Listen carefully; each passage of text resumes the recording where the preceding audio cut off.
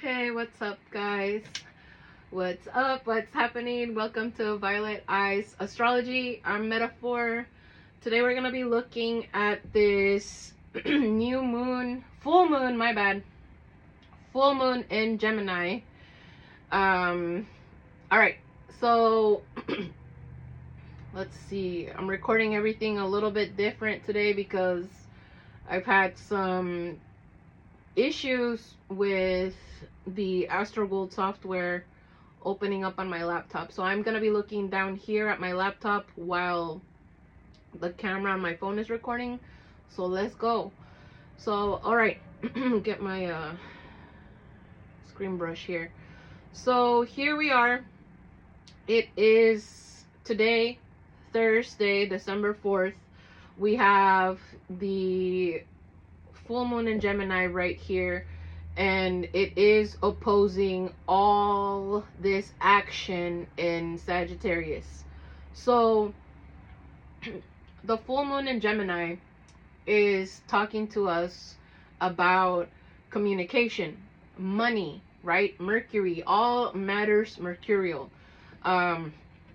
Communication, money, things that go back and forth, the merchants, the markets, driving in your car, the traffic getting to here and there, and not just in the mundane, like as in driving from your home to your place of work or wherever you have to be, but it is also talking about you in your life and where you want to be and how you're gonna get from point A to point B, and the fact that right now everything's feeling at a standstill. Why is this happening? So I'm gonna take a little review. So the moon in Gemini, the full moon, is happening at 13 degrees. All right, so that means that this moon, as it was growing, right, waxing crescent, it passed through a conjunction with Uranus at the 28th degree retrograde in Taurus. So again, this is a review. Things, so again, like when Uranus went into Taurus, which was around 2019, there are things that shook up anything Taurus related. So what is Taurus? Taurus is the earthly plane. It is money. It is love. It is goods. All Venus. It's the food. It's the things that we give value to, specifically here with full moon in Gemini, with home, with the money regarding our home, with the family, the money in the family, generational wealth. All this money is being extremely highlighted. There's no running away from money. There's no looking away from money. And I do feel like as a collective, we have become more accepting with being money oriented, right? Because I feel like with, especially with a lot of the Pluto and Scorpio generation, there was a lot of fear with money. There was a lot of power struggles with money, to where a lot of the collective decided that, you know what, we don't need money, we don't even want money, we want nothing to do with money. So now that this Pluto and Scorpio generation is grown up, I'm one of the Pluto and Scorpio generation. So now that we have grown up and we're realizing, okay, where I do need money, I need to get money, and not all money is good money. And I don't necessarily want a handout from someone that is later going to request something out of me that might take away my sovereignty, my freedom, my choice, my will, right? So with this moon opposing Mars, there's a lot of tension, right? Mars is representing aggression, action, and then Mars in Sagittarius, it's also our philosophy. So like a lot of people who are finally accepting, right, that money is number one, they're changing their philosophies with money, with what they value, what they assign value to that does not belong to them, right? That they might not be able to provide. All these things are changing. So with this extra fiery Mars in Sagittarius, it's like we're like, yeah, like I'm ready to go. I got the new vision. I've upgraded the software in my brain, so to speak.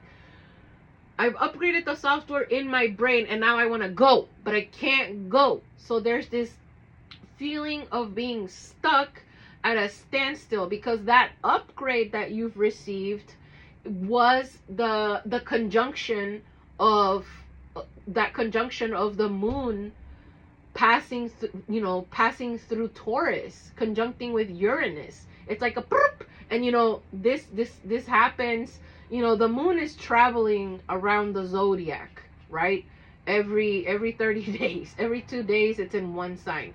So each month the moon travels the zodiac. So it's like each month we're getting that reboot, we're getting that software upgrade in our brain regarding Taurian things, regarding the things that weigh us down into this physical earth plane. Like, I'm sick and tired of hearing about escaping the matrix. Like, it's cool, it's good, yes, but I feel like what we're coming to now is realizing that we gotta live in both worlds, that we have to have one foot in the matrix, aka the 3D, in the reality of day-to-day life, about paying your bills, about having to work a job to get the money for those bills, and another foot in the spiritual realm, to where we're gonna be more conscious, right, of how we get that money, more conscious of what we're willing to do to get that money, or what we're not gonna do to get that money, right? So we're assigning a value to ourselves as well, a new value to what we provide. So one of the analogies that I want to use, for example, because this is the moon in Gemini, it's if you want to get real basic, it's really chatty, right? It's chatty and wants to talk. It just wants to let everybody know, like, this is what I'm thinking, this is what I'm feeling today. So let's say, for example, if we're talking about value and assigning value to things, there's time equals money, money equals energy that we expend doing anything equals our time, which equals our money, because time is money. So with this chatty moon, right, this chatty moon in Uranus, with the internet and the social media, let's say there's a person working in an office, and this person is getting paid by the hour. They're working in an office, they're getting their job done, they're doing everything they are asked and have to do. Now let's say this individual in the office is texting somebody on Messenger, and let's just say it's a guy working roofing, no? Or I guess a female, whatever. Some person working roofing. Now, the roofer can't necessarily answer the phone as fast as the person in the cubicle, right? So to the person in the cubicle, it kind of becomes nothing. It becomes easy to be able to communicate, to text, and to message, and to spend their energy texting and chatting with whoever, wherever, right? But what if this person starts getting frustrated, right? Moon opposite Mars. What if this person starts getting frustrated that the roofer's not replying quick enough, that the roofer's not even initiating conversations? But meanwhile, the roofer could literally slip off the roof and die if they're distracted by their phone. So then the roofer values connection even more, because when that roofer gets home and they're tired, they're gonna be more picky about who they communicate with.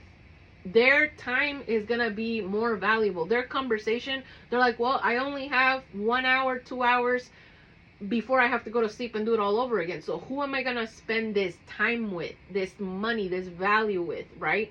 So I'm using this analogy because I feel like we don't always think about these things, and this is just one example to many other situations that could be happening in your life, right? To where what you value and what you're giving to someone may not be what they provide to you. However, what they do provide to you, or what they can't provide to you, it still holds value. So this full moon has to do a lot with domestic quarrels, right? We're seeing the moon opposite Sagittarius, so there's a lot of tension between you and the people that are living in your household. This could be between you and your kids, your teenagers, between you and your babies, between you and your husband, between you and your wife, between you and your roommates, right? And even if you live alone, right? Let's zoom out. So this moon representing our mind, our subconscious, our feelings, our emotions, opposite Mars, this is like a war with oneself. It's like you want to go, you want to take action, but there is something that is stopping this. Why? Because moon is squaring Saturn. So Saturn is in Pisces at 25 degrees. It's almost out of there. It's almost out of there. And it's conjunct Neptune at 29 degrees retrograde. So what does this mean? This is basically, with this is like you want to move, right? Because Mercury movement is ruling this full moon in Gemini, but you can't, because it's like you're stuck in a frozen lake, and then you're stuck in this frozen lake wanting to move forward. You're full of energy, you're full of knowledge and wisdom, like this new upgrade to your mind. It's like, finally, right? Finally, I know what to do. Finally, I see the value in something I did not see before. Finally, I know how to handle. I think I can see a roadmap to the place where I want to be. And I got to get there quick. Why? Because of practical, regular things. Like, I got to pay my bills. I got to pay my rent. Or I got to do this. I need this. And I know how to do it now. I know what I value now. I know what job I want to do now. I know who I want to marry now. I know who I want to partner up with now. I know, and then you're frozen. It's like, the image I'm getting is like a person in a lake, in a frozen lake, water up to their hip, and they're frozen, but they've got this inner fire, this like inner fire that it's like, I want to go, right? And that frozenness is the Saturn in Pisces. And then comes the fog, right? This Neptune, where you're like, wait a minute. And that Neptune has been in Pisces since 2011. So you're kind of connecting the dots to where did things get kind of clouded in 2011? Where was I asked in 2011 to start having faith, right? That whatever house Pisces rules in your birth chart, you could get more clues on that. But what things in 2011 did you have to have faith in, trust in, regarding things that brought you to a culmination of 2019 of that Uranus in Taurus, to where it's like, okay, where did the value break? Where did these things that asked me to have faith, that maybe left you in the dark, in the depths of a frozen lake, that it's like, okay, now there's this shattering of that. Like, if you feel like you've been stuck underneath a frozen ice cap, and like you're like stuck, this Uranus is like a crack in that ice, and now you're able to start poking and spreading it out, and able to start, you start seeing a way out. You're seeing the way out, but there's still this standstill, which is this Neptune that will be out of Pisces by January 26th, right? And that's kind of when it clears. That's when it fucking clears. And then we have, so what can you do with this time? With this time, this standstill, literally frozen in time. That's where we're looking at, well, what is really going on here? What is this full moon really wanting you to talk about? You know, so this full moon is opposing Venus conjunct Lilith. So there's a lot of feelings of just feeling outcasted, feeling like you're not worth enough, you're not, like, you don't have enough value to do what you want to do. So there could be fear in that. There could be a lot of like self-doubt during these times. And when I say there could be fear that you don't have value, that could range, you know, value can stand for enough self-esteem, enough money, enough vision, enough belief. So there's all these fears. And there's also, with a lot of fortune here, there's a change in fortune. You know, there's literally a flip to where maybe things were going good in that Sagittarius house of your birth chart, and all of a sudden it flip-flopped on you. You know, you know, I'll use myself as an example. With Sagittarius ruling my 4th house, my home, you know, things were going good, and then my furnace stopped working, you know, and I can't afford right now to have that furnace fixed, and then the water heater is broken, so I can't afford that. So I have my blanket here. But what I want to say is, I'm trying to use my inner fire that I feel we all have right now with this Sagittarius, with this Mars and Sagittarius. It's like we all have an inner fire. So how can we use that inner fire that maybe melts about 7 inches out of this frozen lake, to where, okay, we're gonna be moving one step at a time, because that's as far as my inner fire can melt. Well, what can I do? Meanwhile, you know, and it sounds easy, but there's a lot of stuff to still be worked on regarding your mind, moon opposed Mars, regarding how we relate to our partners, especially if you're in union with someone, or if you're in some kind of like contract with someone, your roommates, you know, anybody who you are involved with financially.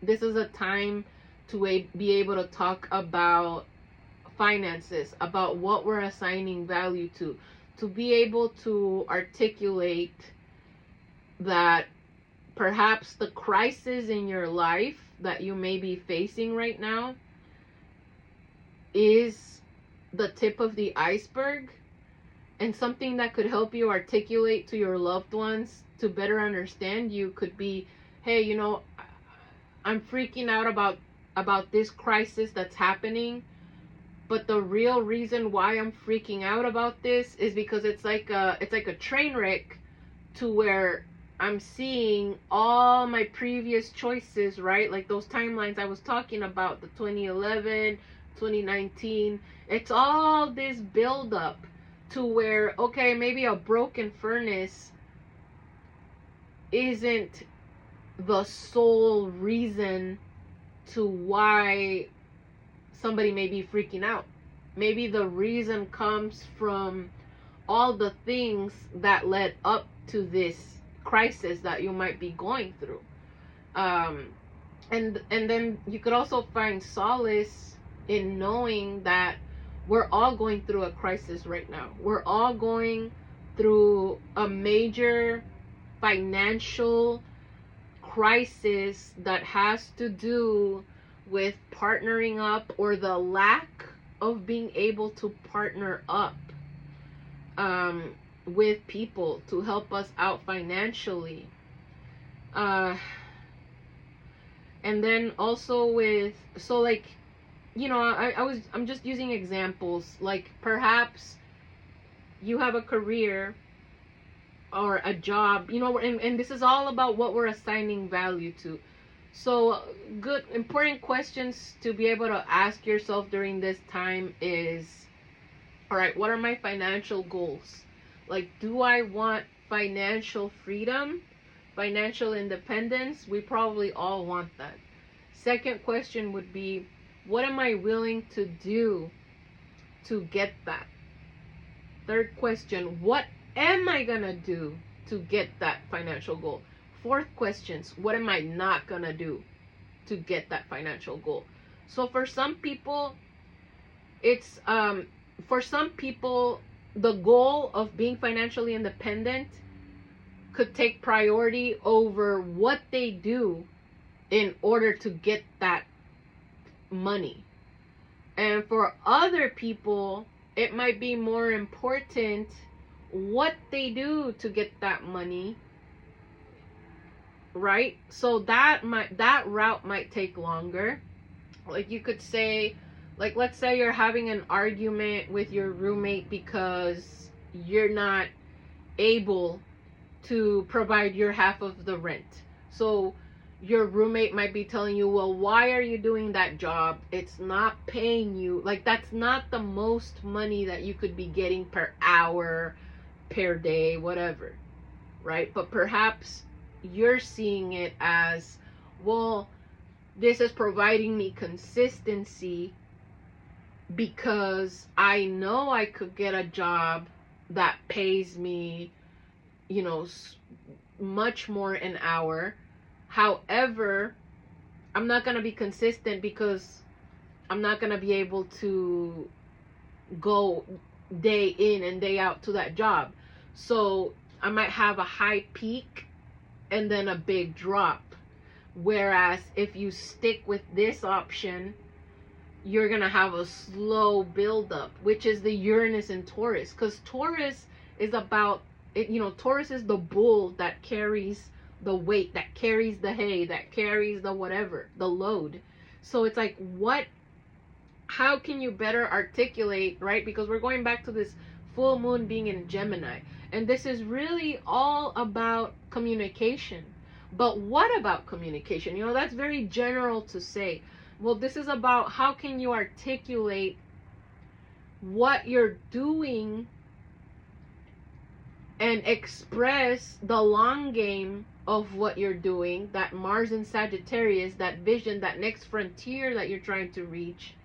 How can you express that to bring harmony back into your household, back into your own mind? Because I feel like a lot of people they're gonna be stressed out right now. They're gonna be freaking out about money and feeling pressured and making erratic decisions based off of this pressure.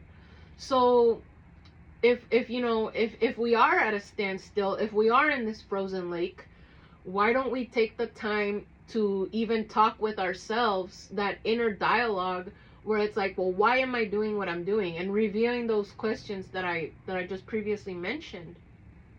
And so this full moon is really all about assigning value to things, to ourselves, to the work that we do, assigning value to what we gain with the value we provide. And it's about careers, and it's about the difference between a career and your soul mission, your soul satisfaction, and how we could probably combine the two.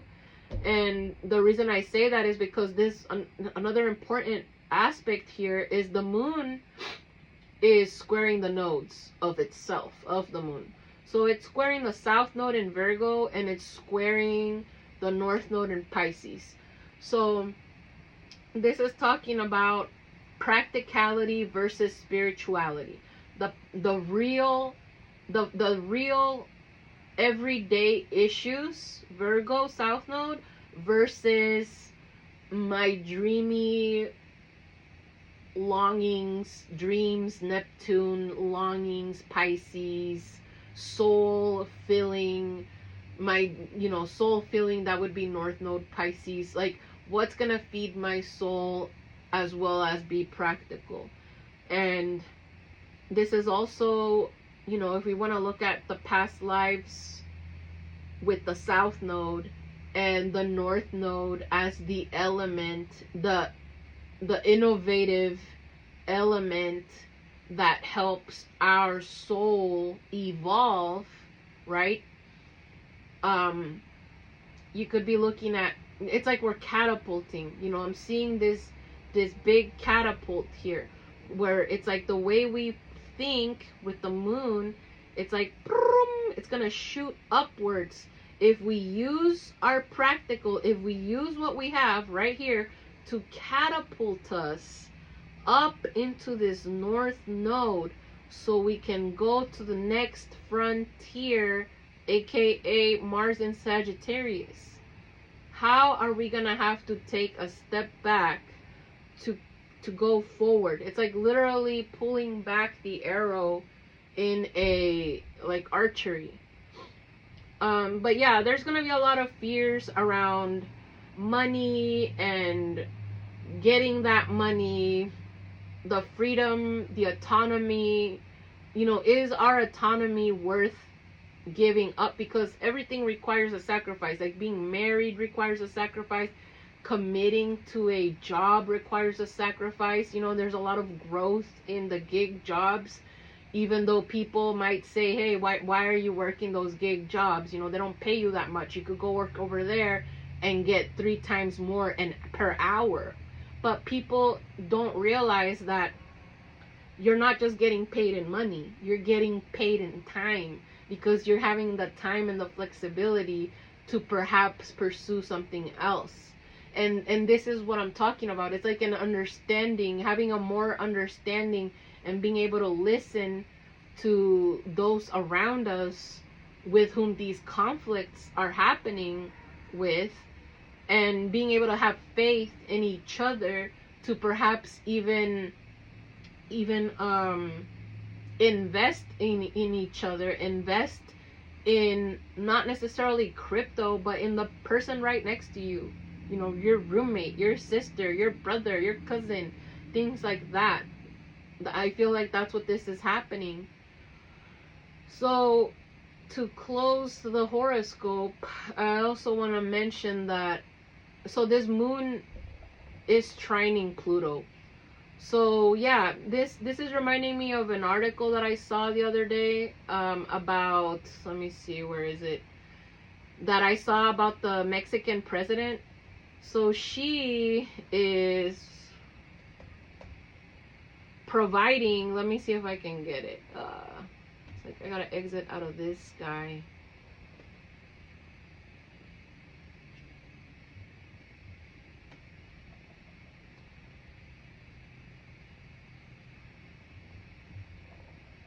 I don't think it's gonna let me see it. Oh well. Basically, the Mexican president is providing housing for households where the combined income is less than a certain amount. So that's already happening, right?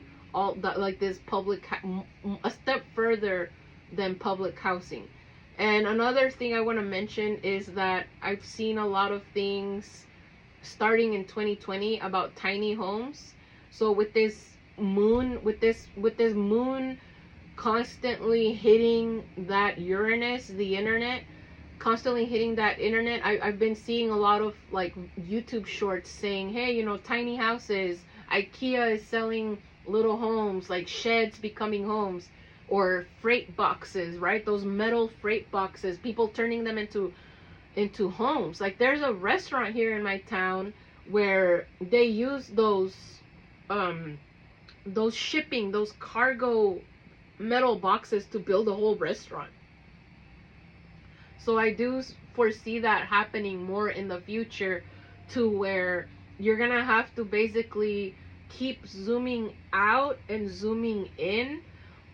Whereas, okay, I have these long-term goals, like maybe I want to, like these long-term ambitious goals, right? Regarding your house, regarding becoming self-sufficient, growing your food, and then zooming back in to the day-to-day, to where, okay, what do I have to do today? Today, I still have to partake in the system, right? Today, I still have to go to the grocery store instead of doing what I really want to do, which might be, you know, getting those chickens. Anyways, so there is gonna be a lot of like mental anxiety and just a lot of mental rage, frustration, temper issues with that moon opposite Mars. So for anybody out there that just needs to hear it, you know, you're not alone. A lot of us are facing that. Some people are just better at carrying that stress. Some people are better at hiding it. And that's another thing that this full moon, it's like an eruption. Like, you're really not going to be able to hide from these conversations and these plans and this blueprint that you're needing to make, regarding where you and your family, you and your household, even if it's just yourself, where you're headed for the future. And knowing how to belong, you know, because I feel like there are a lot of single adults out there, like self-sufficient, as in they have a 9 to 5, they can go to the grocery and buy their own groceries and come back to their little box, right? But it's like, well, how can you still belong to a sort of organization, a family, a community, whatever you want to call it? Like, a lot of people, I feel, also from the Pluto Scorpio generation, or just people in general today, I feel like for a lot of people, the solution to avoiding having these difficult conversations was, I'll just not have a family. You know, I'll just not have kids. And I feel like that's not, a lot of people are seeing that wasn't necessarily the answer, you know. So that, I feel, is what's coming in. I wish you all good luck with this full moon.